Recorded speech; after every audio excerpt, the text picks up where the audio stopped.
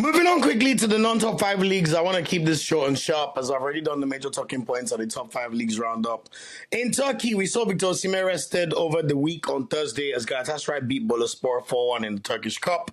He then started on Sunday against Adana Demirspor, but the game was abandoned with Galatasaray 1-0 up courtesy of the penalty. The reason why it was abandoned was because they claimed that Dries Mertens dived.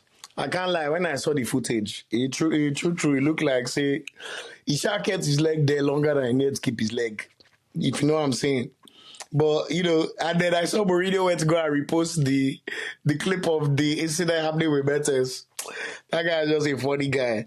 So anyway, we also know that Adana Demirspor, the president, has resigned as a result of him urging his team to leave the field. Turkey is just a crazy place, man. There's always them that their players are abandoning games, leaving the pitch. Why not just dust yourself off and keep playing and try and beat Galatasaray? It's very unlikely they would have won the match anyway. So I don't understand that shakara. Almost moving like Libya against Nigeria. Rubbish.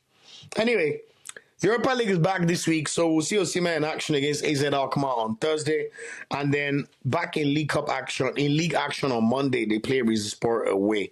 At the moment, they have a 3-point lead over Fenerbahce, but of course, with the abandoned game, they should get 3 more points, and it should be 6 points. So watch this space.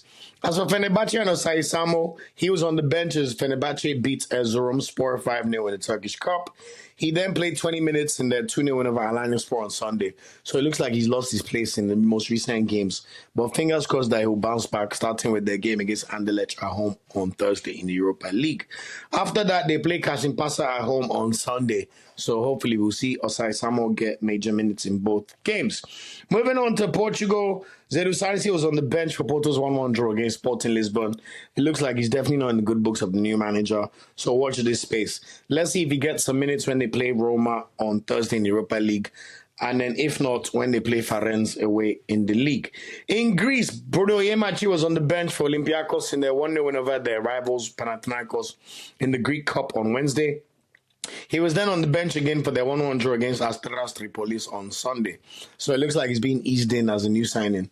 But hopefully he could get some minutes sooner rather than later, starting when they play Panathinaikos away on Sunday.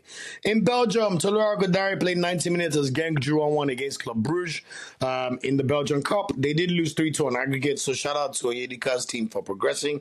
He then came off the bench and played 22 minutes in their 2-1 win over Cercle Bruges on Saturday. Next up are Rodari and Genk, who still remain first. They play Standard Liège away on Friday night. Raphael Onyedika, on the other hand, he did play 90 minutes in that win over Genk, and then he played 90 minutes again on Saturday as Club Brugge beat OH Leuven 1-0. We would expect him to start tomorrow as well as Club Brugge play Atalanta in the Champions League playoff rounds, and then they play St. Truden away on Saturday. But I'll be honest, this week, Onyedika is one of the people that I'm really hanging my hopes to. I need him to have a very, very good performance for Club Brugge in their game against Atalanta. As I said earlier, he's one of the big hopes of the national team. If you don't know about Raphael Onyedika, get to know, man. You can even see what he did against Man City last week. That's a real star boy right there. So look out for him, and long may his success continue. As for Jordan Torunariga, he played 90 minutes as Ghent beat Anderlecht 1-0 on Sunday. So next up for his team, they play KV Mechelen away on Friday. In Scotland, oh my God. Thank God Leon Balogun did not play, because what an embarrassing result for Rangers. Cyriel Dessers played 45 minutes as Rangers lost 1-0 to Queen's Park, who play in the second division in Scotland, 1-0. I even heard somewhere that this might be one of the worst results for Celtic or Rangers in the past 20 or 30 years. That's how bad this result was.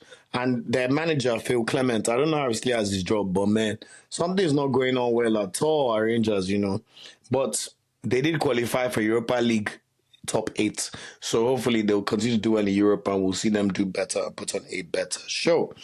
Igor Ogbo played 90 minutes for Slavia Prague against Pardubice, so good to see him getting minutes. Victor Olatunji, on the other hand, did not play for Sparta Prague, their 3-0 win in the league over the weekend. Sain Abali was back in action for Chippa United. He played 90 minutes and made 3 saves as Chippa United beat Magesi FC 4-1. He then played 90 minutes on Saturday and made an error that led to the goal for TS Galaxy as they beat Chippa United 1-0. So hopefully he can bounce back sooner rather than later because they've got a big game on Saturday against one of the big, at least supportive-wise, bigger teams in South Africa in Kaizer Chiefs on Saturday. So that's it in terms of the roundup of the other leagues.